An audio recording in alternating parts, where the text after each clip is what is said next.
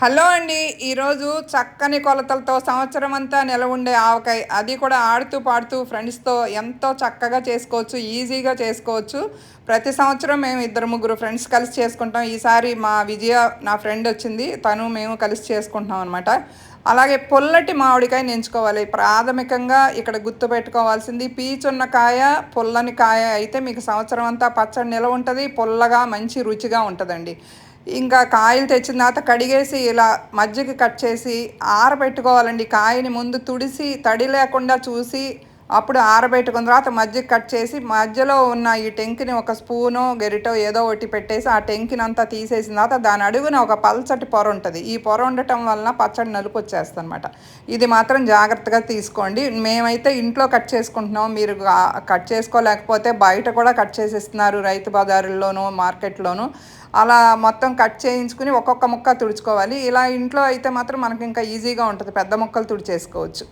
దీన్ని ఈ సైజు ముక్కలు చక్కగా కట్ చేసేసుకుని మీకు కావాల్సిన సైజు మీ ఇష్టాన్ని బట్టి కట్ చేసుకోండి. అలాగే ఆవాలు మీకు ఎంత పొడి కావాలో అంత పొడికి కొంచెం తగ్గించి తీసుకోండి. ఏదైతే గిన్నె కొలత పెడతారో కొంచెం తగ్గిస్తే పట్టిన తర్వాత నిండా వచ్చేస్తుంది అనమాట.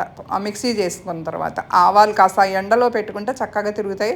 మిక్సీ ఈజీగా అయిపోద్ది. మరీ మెత్తగా ఫైన్ పౌడర్ అవసరం లేదు, అలానే గరుగ్గాను అవసరం లేదు. అలా చేసుకోండి.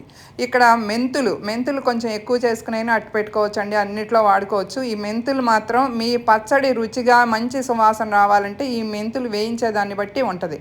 కొంచెం ఎర్రగా ఉన్నా సరే స్టవ్ ఫ్లేమ్ తగ్గించి చక్కగా వేయించుకోండి. ఇలా మెత్తగా పొడి చేసుకోండి. మరీ మెత్తగా వద్దు. ఇది కూడా శ్రేష్టమైన గానుగ నూనె అదైతేనే నువ్వుల నూనె బాగుంటుంది. ఇలా నిలువుగా ఉన్న గిన్నెలు అయితే కొలతకి మామిడికాయ కొలతలకి బాగుంటుంది అనమాట. ఇలా పొడిగా ఉన్న టబ్బు ఇలా ముక్కలు నేను 8 ముక్కలు తీసుకుంటున్నాను. మీరు ఇక్కడ గుర్తుపెట్టుకోవాల్సింది అన్నీ దీనికి వాడే పాత్రలు, గరిటెలు, చెంచాలు అన్నీ కూడా మీకు పొడిగా ఉండాలి. అది మాత్రం గుర్తుపెట్టుకోండి. ఎక్కడా తడి ఉండకూడదు. ముందు ముక్కల మీద ఇలా నూనె పోసేసి బాగా కలిపేసుకోండి. ఈ నూనె బాగా కలవాలండి. ప్రతి ముక్కకి అంటాలి. నేను 8 ముక్కలకి ఒక ఉప్పు తీసుకుంటున్నాను. గుర్తుపెట్టుకోండి. మామిడికాయ ముక్కలు 8, అలాగే 1 ఉప్పు, కొంచెం పసుపు, నూనె 3 వేసుకోండి. ఇలా ఆవపిండి మాత్రం కొంచెం తగ్గించి 1. అయితే ఇక్కడ నేను ఎక్కువ ముక్కలకి వేస్తున్నాను. మీరు 1గానే గుర్తుపెట్టుకోండి. ఇలా ఎరుపు కారం, తర్వాత ఘాటుగా ఉండే కారం 1, ఈ ఎర్రగా ఉండే కారం 1 కలర్ కోసం. మీరు కావాలంటే 2 ఒకే రకం వేసుకోండి ఘాటుగా ఉండాలంటే. మెంతి పిండి మాత్రం పావు. మనం ఒక్కొక్కటి తీసుకున్నాం కదా మిగతావి.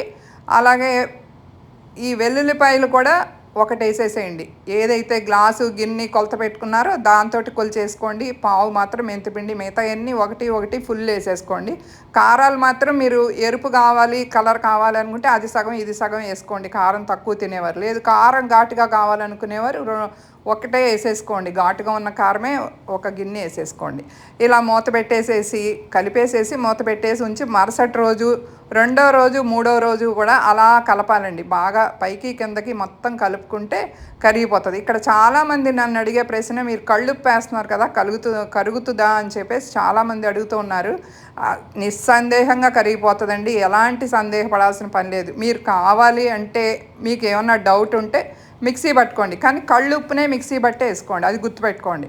ఇలా 3 పచ్చళ్ళు అనమాట. మా కజిన్ రాలేదు, తనకు వీలవక తనది కూడా మేమే కలిపేసాము. ఇలా 4వ రోజు 3 రోజులు కలిపేసాము. 4వ రోజు ఈరోజు జాడీల్లోకి ఎవరి పచ్చడాలు పట్టుకెళ్ళిపోయి జాడీల్లోకి తీసుకుందామని కూర్చున్నాం అనమాట. బాగా కలిపేసుకుని చక్కగా అనమాట. భలే సరదాగా ఉంటుందండి. ఇలాంటివన్నీ కూడా పాత రోజుల్లో అందరూ కలిసే చేసుకునేవారు. ఇలా అప్పుడప్పుడన్నా ఇలా కలుస్తూ ఉండొచ్చు. మనకి సరదాగా ఉంటుంది, ఈజీగా అయిపోద్ది. ఇది పచ్చడిని చాలా శుచి శుభ్రతతో మంచి పవిత్రంగా చేసేవాళ్ళండి ఒకప్పుడైతే. ఇప్పుడైతే అవన్నీ తగ్గిపోయాయి, బయటే కొనుక్కుంటున్నారు. కానీ ఒక్కరోజు కష్టపడితే అండి మీకు సంవత్సరం అంతా పచ్చడి ఉపయోగపడుతుంది. హాయిగా పట్టేసుకోవచ్చు. ఇలా జాడీలో పెట్టేసుకుని పైన కూడా మళ్ళీ కాస్త నూనె వేసుకుని మూత పెట్టేసి ఇలా ఒక గుడ్డతో కవర్ చేయండి. మీకు సంవత్సరం అంతా పచ్చడి నిల్వ ఉంటుంది. తడి చెంచాలు లేకుండా వాడుకోండి. మీకు అందరికీ నచ్చింది అనుకుంటున్నాను ఈ వీడియో. నచ్చితే లైక్ చేయండి.